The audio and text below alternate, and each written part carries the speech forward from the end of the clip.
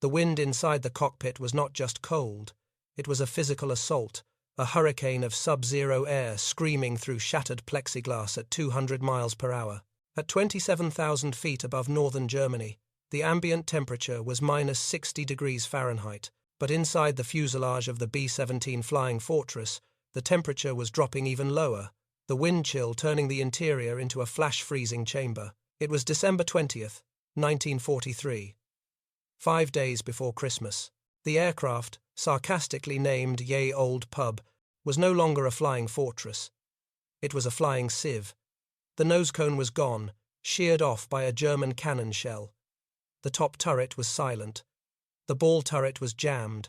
The tail gunner station had been reduced to a twisted cage of aluminum and blood, and behind the yoke, Second Lieutenant Charles L. Brown, a 21-year-old farm boy from West Virginia, was wrestling with a machine that, by all laws of aerodynamics, should have already spiraled into the earth. This is not just a story about aerial combat, nor is it merely a chronicle of survival against impossible odds. It is one of the most singular events in the history of warfare.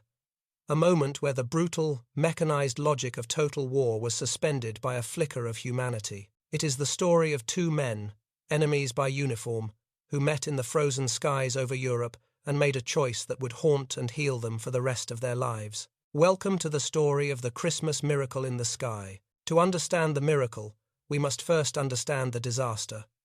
The morning of December 20th began in the damp dark of Kimbolton, England, home of the 379th Bombardment Group. For Charlie Brown and his crew, the day started at 0400 hours. The air in the briefing room was thick with cigarette smoke and nervous energy. Brown was new. This was his first mission as an aircraft commander, leading a crew of 10 men who were barely out of their teens. They were the rookies, the new guys that veterans avoided getting too close to because the statistical life expectancy of a new bomber crew was measured in weeks, sometimes days. Their aircraft, tail number 42-3167, was a B-17 Foxtrot, a 4-engine behemoth designed to take punishment and keep flying. But the crew of Ye Olde Pub felt anything but invincible. They were tired, cold, and anxious. The target for the day was Bremen, an industrial hub in northwest Germany. Specifically, they were tasked with destroying the Focke-Wulf FW-190 factory. It was a high-priority target, which meant it would be defended by the most concentrated flak batteries and the most aggressive fighter wings the Luftwaffe could muster. As the briefing officer pulled back the curtain to reveal the flight path, a collective groan often filled these rooms, but on this day there was a grim silence. Bremen was heavily defended. The flight plan called for them to fly straight into the teeth of the German air defense network. Brown looked at his crew. There was Blackie, the flight engineer, Frenchie, the ball turret gunner, and Hugh Eckenrode, the tail gunner. They were kids from Brooklyn, from Texas, from the Midwest, thrown together by the draft and bound together by the terrifying necessity of keeping each other alive. Pre-flight checks were conducted in the pitch black of the English winter. The ground crews, shivering in their parkas, had already warmed up the 4 Wright Cyclone engines, their radial pistons coughing blue smoke into the mist. Brown climbed into the pilot's seat, the smell of high-octane aviation fuel and stale sweat permeating the canvas harness. He checked his instruments. Oil pressure, hydraulic levels, oxygen flow. Everything read normal. At 0730 hours, a green flare arced over the airfield. It was time to go. Taking off in a fully loaded B-17 was a laboured, heavy affair. The aircraft carried thousands of pounds of high-explosive ordnance and thousands of gallons of fuel. It lumbered down the runway, engines screaming at maximum manifold pressure, finally lifting off the tarmac and clawing its way into the grey overcast. The assembly, the process of forming hundreds of bombers into a tight defensive box formation, took hours. It was a dangerous ballet performed in clouds, risking mid-air collisions before they even saw the enemy. By the time the 379th Bomb Group formed up and turned toward the German coast, the sun was up, casting long shadows across the cloud tops. Charlie Brown's slot was Purple Heart Corner, the nickname given to the outermost position of the low squadron. It was the most vulnerable spot in the formation, the first place enemy fighters would attack and the hardest to defend. As they crossed the Dutch coast, the first signs of trouble appeared. Flak, German anti-aircraft fire, was precise and terrifying. The sky ahead erupted in black puffs of smoke. Each puff represented a jagged sphere of shrapnel capable of tearing through aluminum like paper. The sound was not a bang, but a dull, concussive crump that shook the airframe. Stones seemed to be thrown against the fuselage, the sound of shrapnel rattling against the skin of the plane. Brown held the yoke tight, his knuckles white. He had to keep the plane steady for the bombardier. 10 minutes to target, the navigator called out over the interphone. The temperature inside the plane had plummeted. The crew plugged into their heated flight suits, electric cords tethering them to the aircraft like umbilical cords. If a suit failed, frostbite would set in within minutes. If the oxygen failed, hypoxia would kill them in seconds. At 27,000 feet over Bremen, the bomb bay doors opened. The aircraft jumped upward as the weight of the bombs fell away. "Bombs away," came the call. They had hit the target. The factory below was engulfed in smoke. But the mission was not over. It was just beginning. Just as the bombs released, a heavy flak shell burst directly in front of the nose. The explosion shattered the plexiglass nose cone, sending shards of acrylic and razor-sharp steel into the cockpit. The wind roared in instantly, a gale-force blast of -60-degree air. Engine number 2 was hit. The oil pressure gauge dropped to 0. Brown feathered the prop, shutting down the engine to prevent it from tearing itself apart. Then engine number 4 was clipped. It did not fail completely, but the throttle control was severed. The engine revved to maximum power, a runaway scream that threatened to over-torque the propeller. Ye Olde Pub was now flying on 2.5 engines, dragging a dead propeller and fighting a runaway one. The loss of power was catastrophic. A B-17 relies on speed and altitude for protection within the formation. As the speed bled off, Brown watched helplessly as the rest of the group began to pull away. The distance between his wingtip and the plane beside him grew from feet to yards, then to miles. They were falling behind. They were stragglers. In the ruthless calculus of the air war, a straggler was a dead man. The distance between the nose of the Messerschmitt Bf 109 and the tail of the B-17 was less than 20 feet. At this proximity, the violence of the air war usually rendered details into a blur of motion and adrenaline. But here, suspended in the freezing slipstream over northern Germany, time seemed to decelerate into a series of hyper-real images. Oberleutnant Franz Stigler was not looking at a machine anymore. He was looking at an autopsy of a flying object. The B-17, known to its crew as Ye Olde Pub, was physically ruined.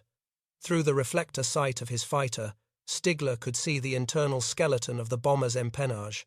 The aluminum skin had been shredded by flak and cannon fire, flapping loosely in the 300 miles per hour wind like tattered rags.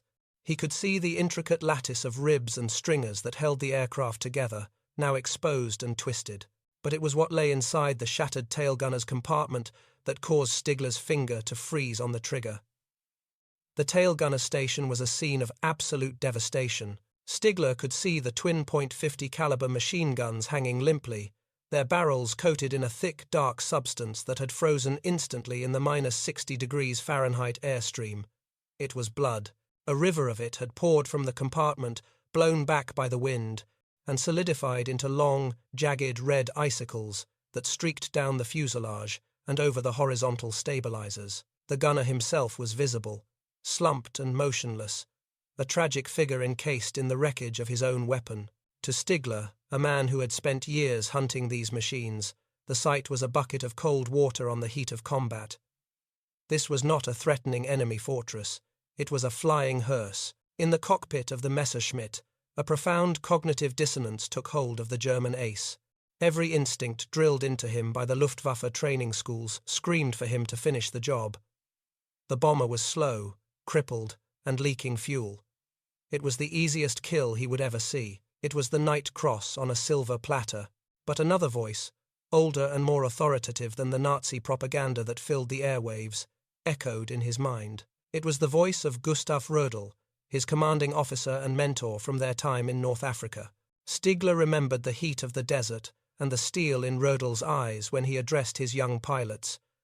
Rödel had said, with absolute conviction, that honor was more important than victory. He had told them that a pilot who shoots at a man in a parachute is a coward, and that he would personally shoot down any man under his command who committed such an atrocity. Stigler looked at the B-17 again.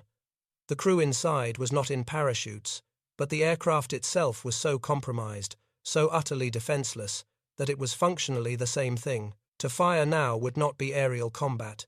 It would be murder. It would be a violation of the code of the air, a code that existed long before the Third Reich, and, Stigler hoped, would exist long after it. He lifted his thumb off the firing button. The tension in his forearm released, but a new tension replaced it. He was now committing treason. He eased the throttle forward gently, the Daimler-Benz engine responding with a throaty growl. He did not peel away. Instead, he banked slightly to the right, sliding his fighter alongside the fuselage of the bomber. He moved up the length of the B-17, passing the waist gunner positions. He saw the open windows where the waist guns usually protruded. He could see inside the fuselage. He saw the frantic movement of the crew. They were huddled in parkas and flight suits, looking out at him with eyes wide with terror. They stopped what they were doing. They stared at the grey fighter with the black cross, floating just yards away from their wingtip. They were waiting to die. Inside the cockpit of Olde Pub, Second Lieutenant Charlie Brown was fighting a losing battle with physics. The aircraft was vibrating violently, the controls sluggish and unresponsive. He was using all his physical strength to keep the wings level. His boots pressed hard against the rudder pedals. Then, a shadow fell over his side window. He turned his head to the right, and his heart stopped. There, flying in perfect formation with him, was the enemy. The German fighter was so close that Brown could see the pilot's face. He could see the leather flight helmet, the goggles, and the oxygen mask.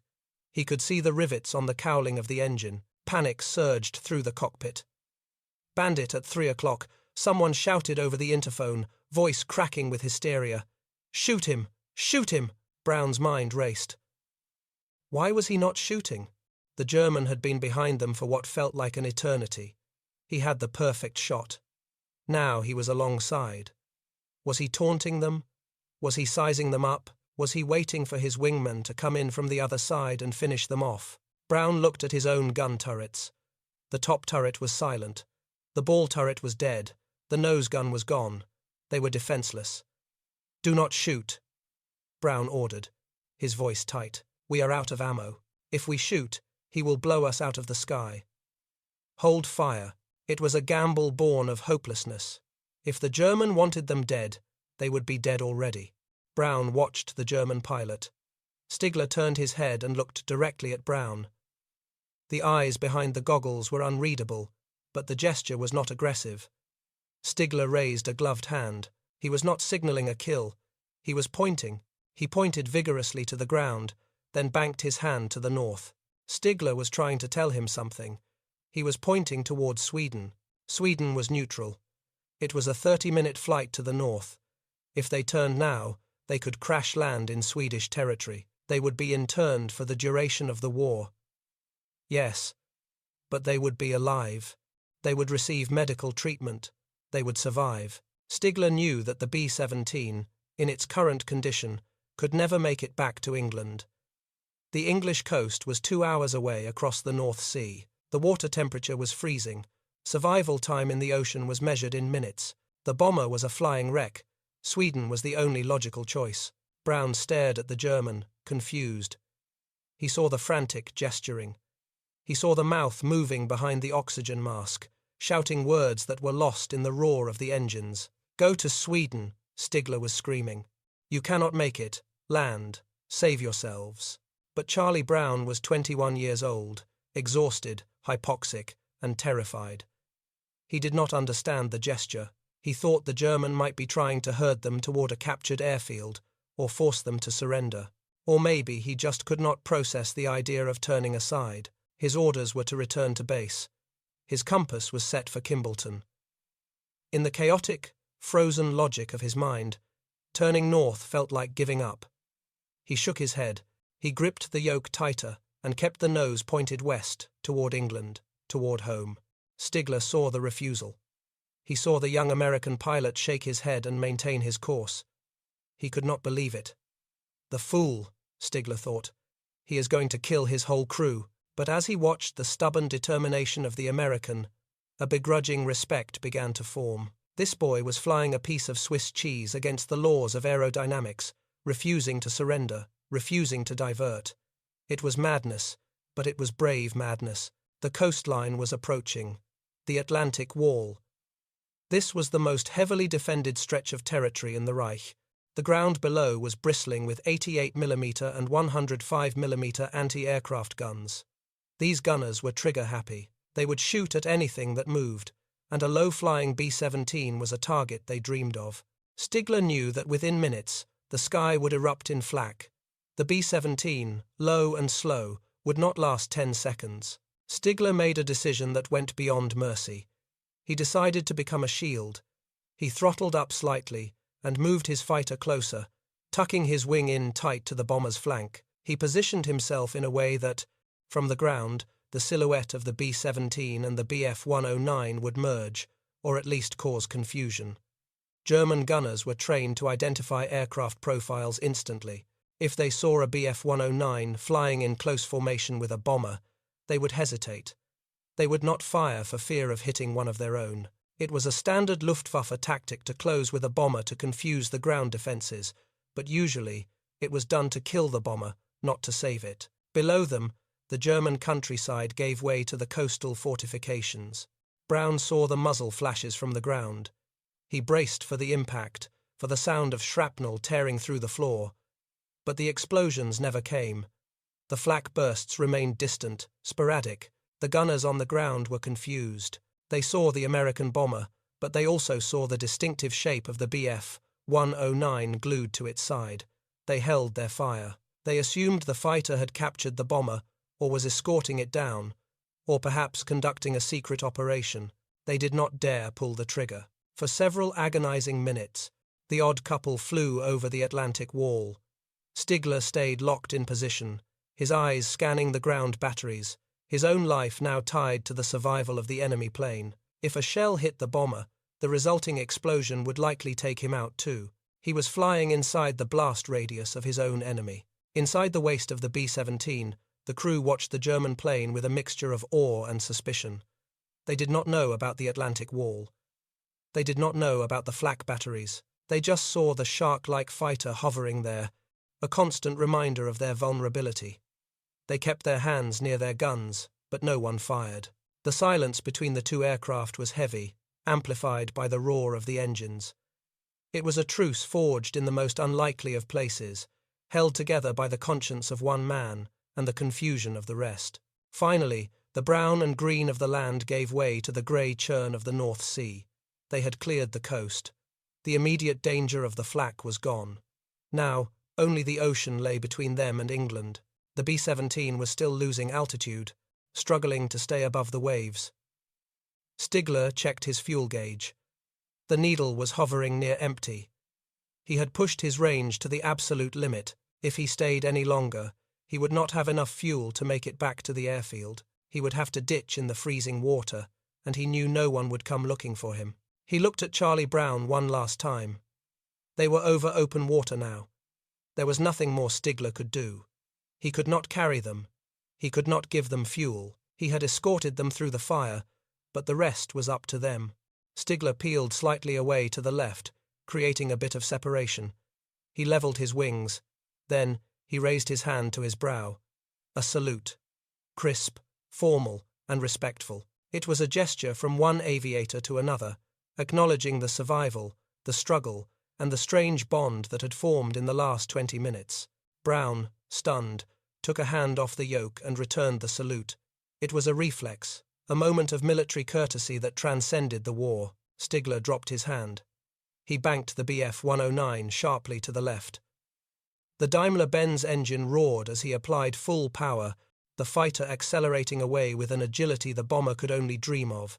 He climbed rapidly, turning back toward Germany, back toward the war, back toward a silence he would have to keep for decades. He knew he could never tell anyone about this. To speak of it would be a death sentence. He would be branded a traitor. He had spared the enemy. He had saved the lives of 10 Americans who would likely return to bomb his country again. But as he watched the B-17 shrink into a speck against the grey horizon, Franz Stigler felt a strange sense of peace.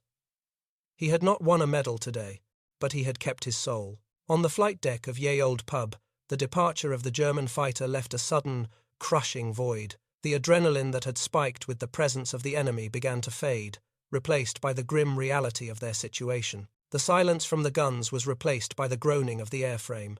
The B-17 was alone again. Charlie Brown checked the altimeter. 2,000 feet, and dropping. He checked the fuel gauges. They were critically low. He looked out at the ocean. The North Sea was a vast, angry expanse of grey water, capped with white foam. The waves looked huge, even from this height. The wind was whipping the tops of the swells, creating a freezing spray that would kill a man in minutes. The aircraft was heavy, sluggish, and broken. The No. 2 engine was dead. The No. 4 engine was surging uncontrollably. The drag from the shattered nose and the shredded tail was pulling them down like a giant hand. The coast of England was still hundreds of miles away. They had no radio to call for help. They had no parachutes safe enough to use at this altitude, and bailing out over the water was a death sentence anyway. The euphoria of surviving the fighter attack evaporated. The miracle of the German pilot's mercy had bought them time, but it had not bought them safety. They were a flying wreck, bleeding fuel and altitude, suspended over a watery grave. Brown wrestled with the yoke, his muscles burning with fatigue. The plane wanted to dive. It wanted to roll. It wanted to quit. "Navigator," Brown called out, his voice raspy. "Give me a heading. And give me an ETA." There was a pause. The navigator's voice came back, shaky and uncertain. "Heading 270. Skipper. ETA. Maybe 2 hours. If we maintain airspeed." "If," Brown whispered to himself. He looked at the horizon. It was empty.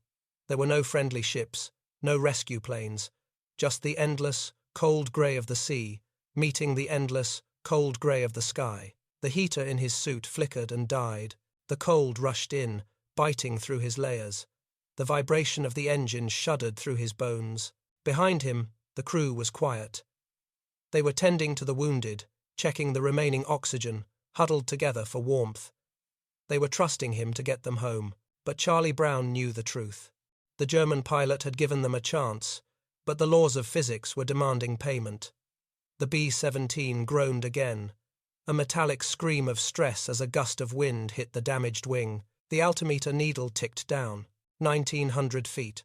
1,800 feet. The English coast was nowhere in sight. They were alone at the edge of the world, and the water was waiting. The North Sea is an unforgiving expanse of grey water, a graveyard for thousands of aviators who ran out of luck, fuel, or altitude. For the crew of Olde Pub, the journey back from the German coast was a slow-motion study in agony. The adrenaline that had sustained them during the fighter attacks had evaporated, replaced by the crushing weight of exhaustion and the bitter, penetrating cold. The aircraft was no longer flying in the traditional sense. It was being coaxed through the air by sheer willpower. They were skimming the waves at 250 feet, an altitude so low that the spray from the whitecaps seemed to coat the plexiglass with a thin film of salt. The vibration was terrible. The No. 2 engine was dead, its propeller feathered and motionless. The No. 4 engine was surging, the tachometer needle bouncing wildly as the governor failed to regulate the pitch. The entire airframe shuddered with a metallic groan, the sound of a machine that had been pushed far past its structural breaking point. Second Lieutenant Charlie Brown sat at the controls, his eyes burning from the strain of scanning the horizon. Every muscle in his body was locked in a state of tension. He had to fight the yoke constantly to keep the wings level. The damage to the rudder and the stabilizer meant the plane wanted to roll over and dive into the sea. It required continuous, brute physical force to keep it straight. Beside him, the co-pilot, Spencer Pinky Luke, was equally exhausted, his hands frozen to the controls. They swapped duties in shifts, one man wrestling the beast while the other rubbed life back into his numb fingers. The interior of the plane was a wind tunnel. The -60 degrees Fahrenheit air from the altitude of the battle had been replaced by the damp, bone-chilling cold of the sea air. The wind whipped through the massive holes in the fuselage, howling like a banshee. In the back, the crew was huddled together, trying to keep warm. They checked on the wounded. The waist gunner, Sergeant Yancey, was in bad shape, shivering violently from shock and cold. The body of Sergeant Eckenrode, the tail gunner, lay covered in a canvas tarp, a grim reminder of the price they had paid. They had been flying for what felt like days, though it had only been hours. The navigation was guesswork. The radio compass was destroyed. The magnetic compass was spinning erratically. They were flying on dead reckoning, trusting a heading given by a shaken navigator, hoping that the grey smudge on the horizon was England and not occupied France. If they drifted too far south, they would fly over German coastal batteries again. If they drifted too far north, they would run out of fuel over the open ocean. Then, through the mist and the sea spray, a shape materialized. It was not a ship. It was land. A low, flat coastline rose out of the water. It was the coast of East Anglia. They had made it, but the relief was short-lived. They were too low to climb over any significant terrain, and they were critically low on fuel. They could not make it back to their home base at Kimballton, which was still miles inland. They needed a runway, any runway, and they needed it immediately. Brown scanned the ground below. They were flying over farmland now, the hedgerows flashing by at eye level. He saw a tower in the distance. An airfield. It was RAF Seething, home of the 448th Bomb Group. It was not home, but it was concrete. Brown banked the lumbering giant toward the strip. He had no radio to call the tower. He had no way to ask for permission to land. He just had to hope the runway was clear. As they approached, the ground crews at Seething stopped their work. They heard the sound first, the ragged, uneven throbbing of unsynchronized engines. Then they saw the plane. It looked like a junkyard dog that had been through a meat grinder. The nose was shattered. The tail was half gone. Pieces of metal were flapping in the wind. It was coming in low and fast. In the cockpit, Brown called for the landing gear. Gear down. The co-pilot hit the switch. Nothing happened. The hydraulic system had been bled dry during the fighter attacks. The wheels remained tucked in the nacelles. They would have to crank them down manually. It was a desperate race against the runway threshold. The crew frantically turned the emergency crank, their arms screaming with effort. They heard the heavy thunk of the main gears locking into place just seconds before the tarmac rushed up to meet them. The tires screeched as they hit the concrete. Brown fought the rudder pedals, praying the brakes would work. Without hydraulics, they were relying on the emergency accumulators, which offered only a few applications of braking power. The plane bounced, settled, and roared down the runway.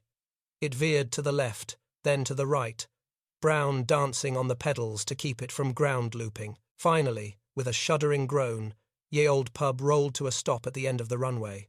The props spun down to a halt. The silence that followed was deafening. For a moment, nobody moved. They just sat there, encased in the ruined metal, listening to the ticking of the cooling engines. Then, the hatch opened.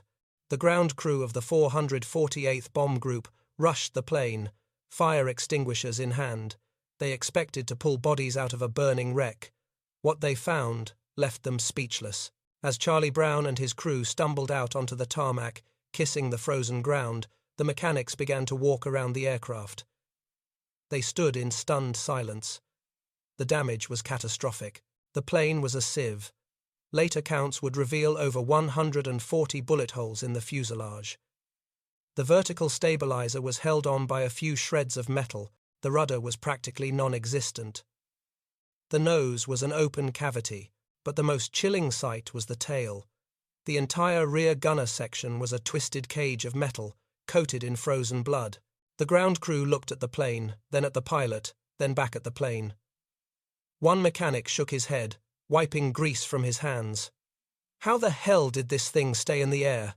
he muttered. It was a question that defied engineering logic. An ambulance arrived to take the wounded and the dead. A jeep arrived for the officers. Brown was taken directly to the debriefing room. He was exhausted, his flight suit stained with oil and sweat, his face grey with fatigue.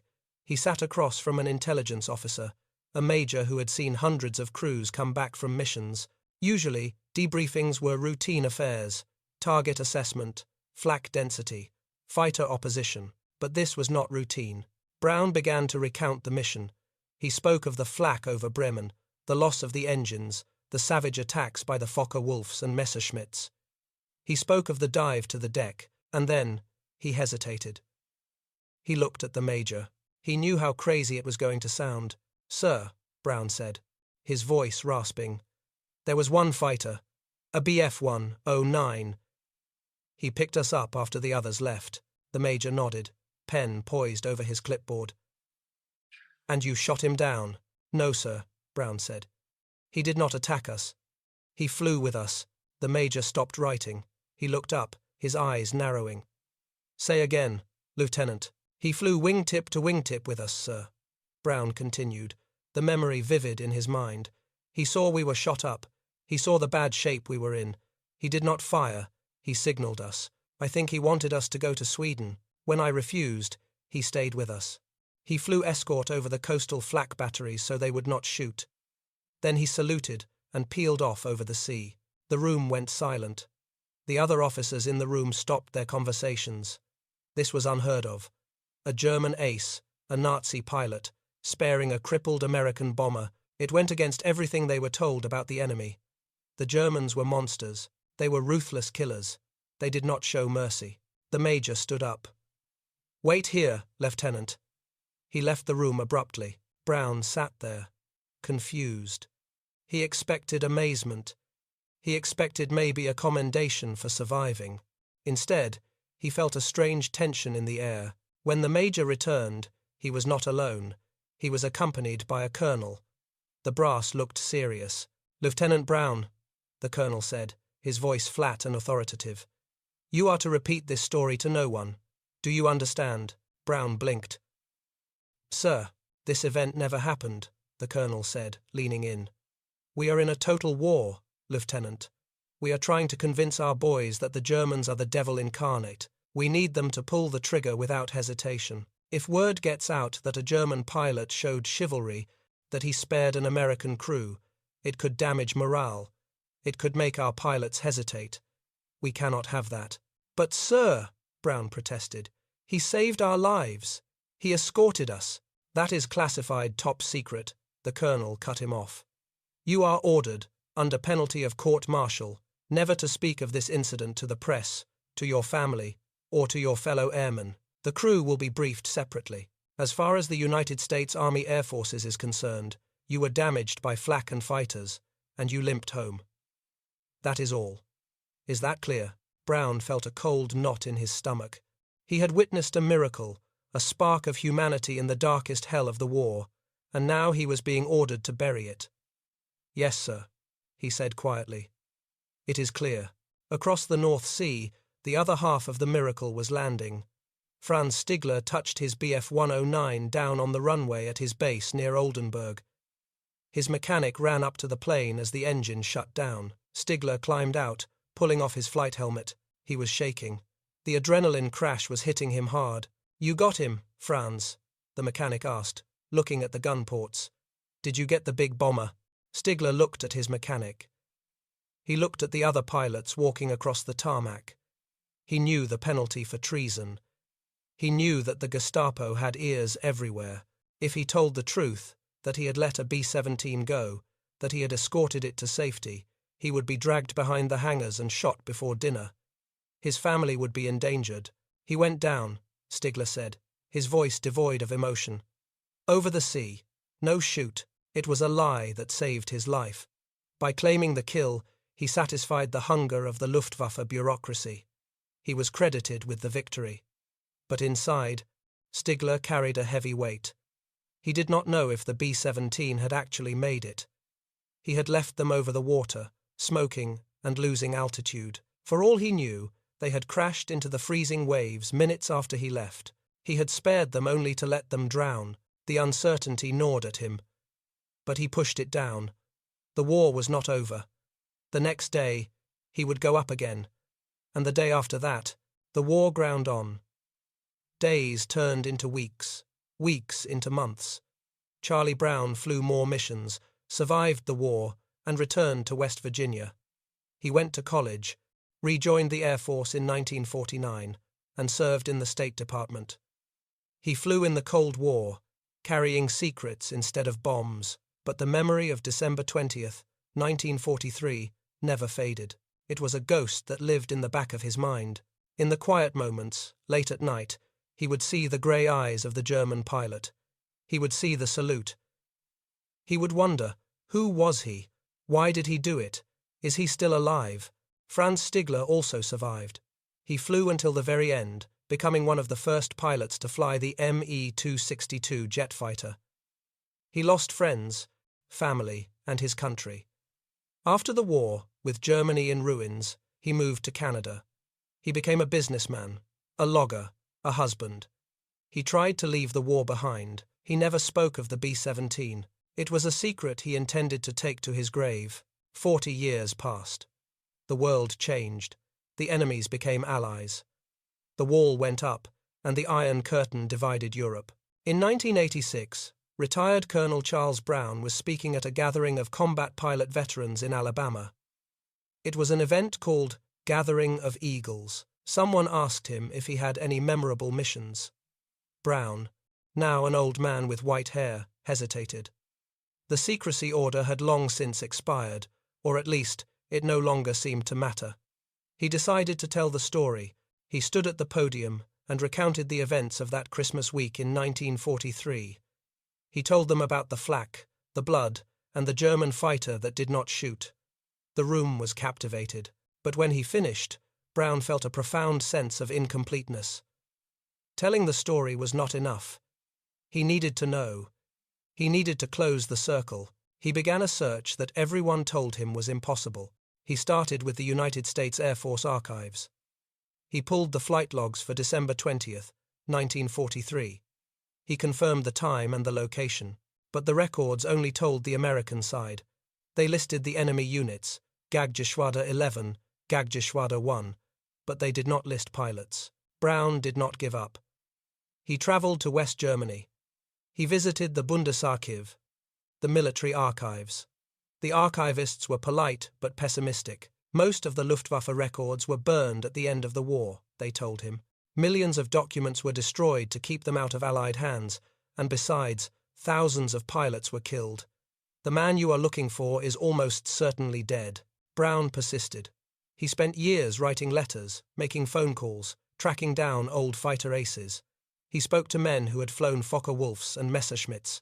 They listened to his story with skepticism. "That does not sound like one of us," some said. "We were trained to kill." Others just shrugged. It was a long time ago. Every lead turned into a dead end. The name of the pilot remained a mystery. The ghost in the machine was fading. Brown was getting older.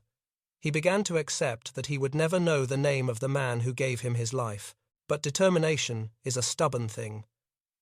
In late 1989, Brown had an idea. If he could not find the man through official records, maybe he could find him through the tight-knit community of former Luftwaffe pilots. There was a newsletter, a small publication called Jägerblatt, the Fighter Pilot, which was read by veteran German aviators. It was a long shot, a message in a bottle cast into a sea of old soldiers.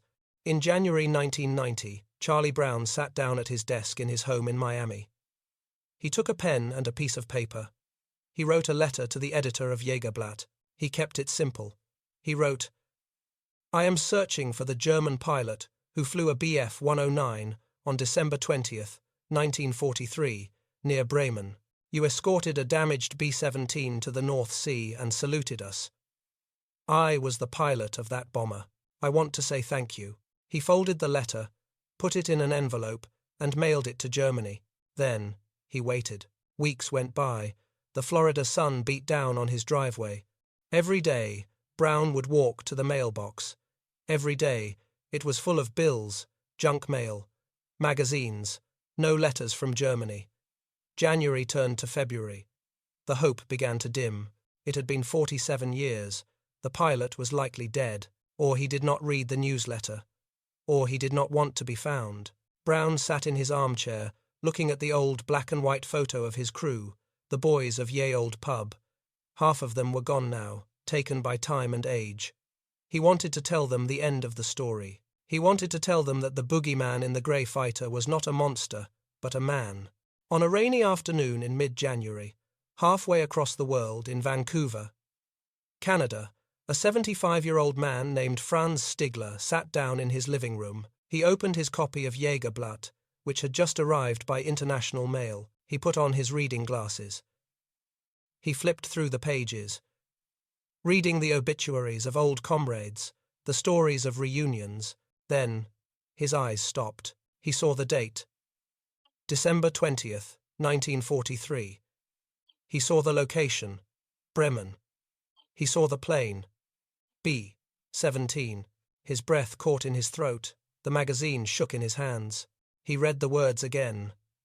I was the pilot of that bomber. Stigler put the magazine down. He took off his glasses.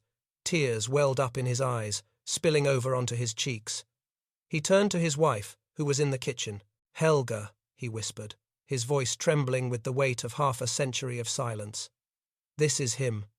The one I did not shoot.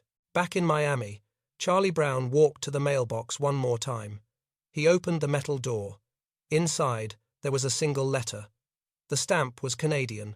The handwriting was sharp, European script. He picked it up. His hands were shaking. He did not know it yet, but the waiting was over. The miracle was about to be confirmed. The silence of a suburban living room in Vancouver, Canada, is a world away from the flak-filled skies of Germany. But for Franz Stigler, the war had never truly left him. It sat in the quiet corners of his mind, a collection of ghosts and regrets that he had carried across the Atlantic Ocean to his new life. He was 75 years old now, a retired businessman who had traded the cockpit of a Messerschmitt for the quiet routine of civilian life. But he kept one tether to his past. The Jägerblatt, the newsletter for the Association of German Fighter Pilots. It was a thin publication, mostly filled with notices of reunions and the inevitable obituaries of men who had survived the dogfights only to succumb to old age. On this particular afternoon in early 1990, Stigler flipped through the pages with the casual interest of a man looking for familiar names. Then he stopped. His eyes locked onto a small, unassuming paragraph in the search section. It was a plea from an American named Charles Brown. The details were sparse but precise. A B-17, December 20th, 1943, Bremen, a German fighter that refused to fire. Stigler read the words once, then twice, then a third time. The paper trembled in his hands. The air in the room seemed to change, charged with a sudden, electric energy. For 47 years, Stigler had wondered. He had replayed that mission in his head 1,000 times, always ending with the image of the crippled bomber limping into the grey mist over the North Sea. He had assumed they died. He had assumed the sea took them. He had carried the secret of his mercy like a hidden burden, never knowing if it had been in vain. But here, in black and white, was the proof. The pilot was alive. The act of mercy had mattered. Stigler turned to his wife, Helga, his voice thick with an emotion that had been bottled up for nearly half a century. This is him, he said. The one I let go. Stigler did not hesitate. He found the address listed in the newsletter. It was in Florida. He could not just write a letter. That would take too long. He needed to hear the voice. He needed to know if this was real.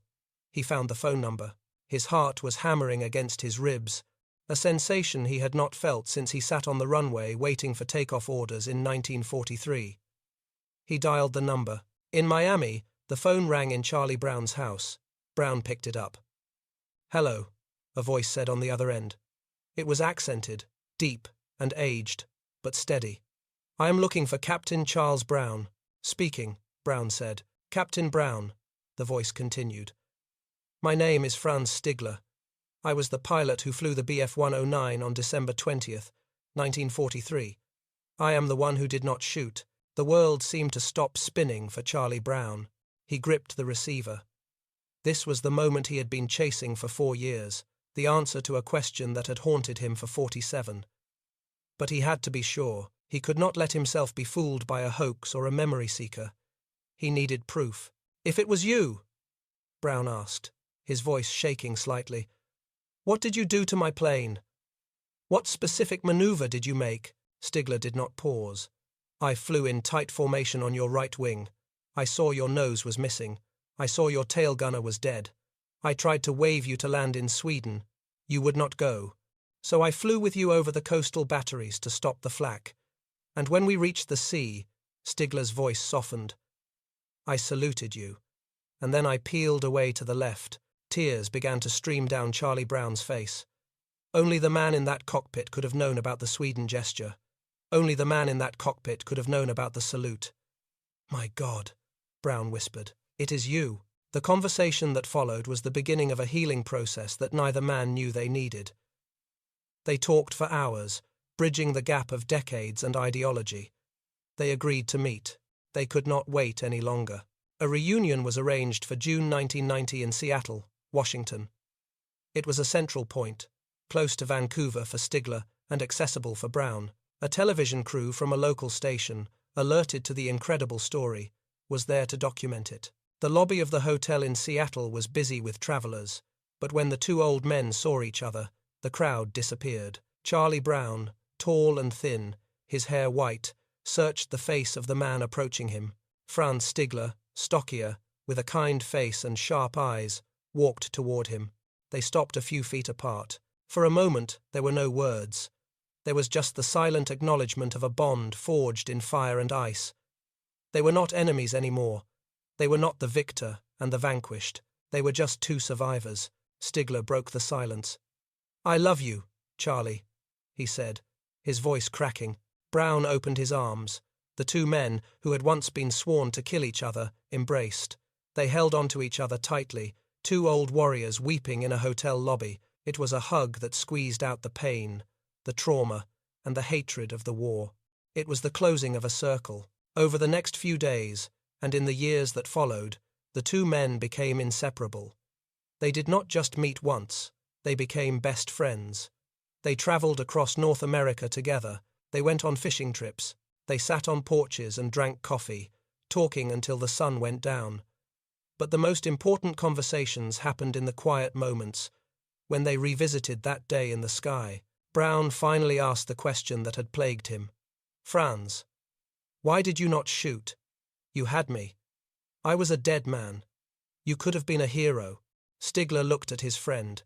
He explained about Gustav Rödel, his mentor, who had taught him that honor was more important than medals.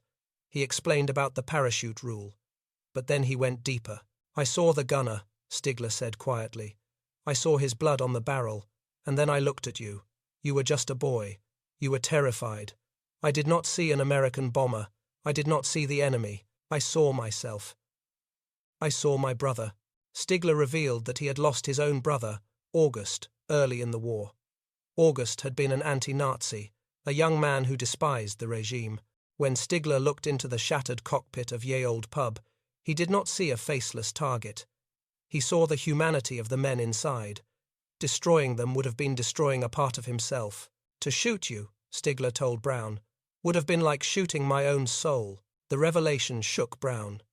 He realized how close he had come to death, not just physically, but morally. He realized that his survival was not just luck. It was a conscious choice made by a man who valued life over glory. Brown often told people, in all the years since, I have wondered if I would have had the courage to do what Franz did. If the roles were reversed, if I was in the Mustang and he was in the bomber, would I have spared him? It was a question he could not answer, which only deepened his reverence for Stigler. The two men became fixtures on the airshow circuit. They would sit together at tables, signing books and posters. The image was striking.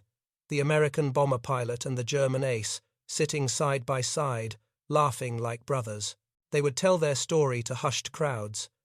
Veterans from both sides would come up to them, tears in their eyes, thanking them for showing that even in the hell of war, decency could survive. They faced criticism too. Some people could not understand. Some called Stigler a traitor for not doing his duty. Some called Brown naive for befriending a Nazi soldier. But the two men ignored the noise. They knew the truth. They knew that the uniform was just cloth. The politics were just temporary. The bond they shared was eternal. Their friendship lasted for 18 years. They spoke on the phone almost every week. Stigler eventually moved to a nursing home as his health declined, but Brown continued to visit and call. They were, in every sense that mattered, family. In 2008, the final chapter of their story began to close. Franz Stigler passed away on March 22, 2008, at the age of 92. When Charlie Brown received the news, he was devastated. He had lost the man who saved his life, his brother. Brown was too ill to attend the funeral in Vancouver, but he sent a eulogy that was read aloud. He spoke of Stigler not as an enemy, but as the finest man he had ever known. 6 months later, on November 24, 2008, Charles Brown followed his friend. He died at the age of 86. It was as if he had waited just long enough to say goodbye, and then decided it was time to join Franz in the sky again. The story of Charlie Brown and Franz Stigler is more than just a war story. In the annals of military history, there are thousands of tales of bravery, of sacrifice, and of tactical brilliance. There are stories of men who charged machine gun nests and pilots who flew into storms of fire. But this story stands alone because it is not about the courage to kill. It is about the courage to refuse. On December 20th, 1943, 2 young men were placed in a situation designed by their governments to end in death. The machinery of war demanded a kill. The ideology of the time demanded hatred. But high above the frozen earth, in the solitude of the cockpit, Franz Stigler made a choice that defied the world below. He chose to listen to the quiet voice of his own conscience rather than the roaring commands of his superiors. That decision rippled through time. Because Stigler did not shoot, Charlie Brown lived to father children, who fathered grandchildren. Dozens of lives exist today because of that one moment of mercy. Because Stigler did not shoot, he saved his own humanity, allowing him to live the rest of his life not as a murderer of helpless men, but as a man who knew he had done the right thing when it mattered most. The image of the grey Messerschmitt flying alongside the battered B-17, the German pilot saluting the American, remains one of the most powerful symbols of peace ever recorded. It reminds us that even in our darkest hours, when the world seems bent on destruction, we still have the power to choose. We can choose compassion. We can choose honor. We can choose to see the brother in the enemy. Franz Stigler and Charlie Brown are gone now. They have flown their final mission. But somewhere in the vast, silent expanse of history, 2 planes are still flying wingtip to wingtip, guided not by the hatred of war, but by the enduring power of a Christmas miracle. This concludes the story of the pilot who refused to shoot. If you were moved by this incredible true story of humanity amidst the horrors of war, please consider subscribing to the channel and liking this video. It helps us bring more of these lost chapters of history to light. Share this story with someone who needs to be reminded that even in the worst of times, there is still hope. Thank you for watching.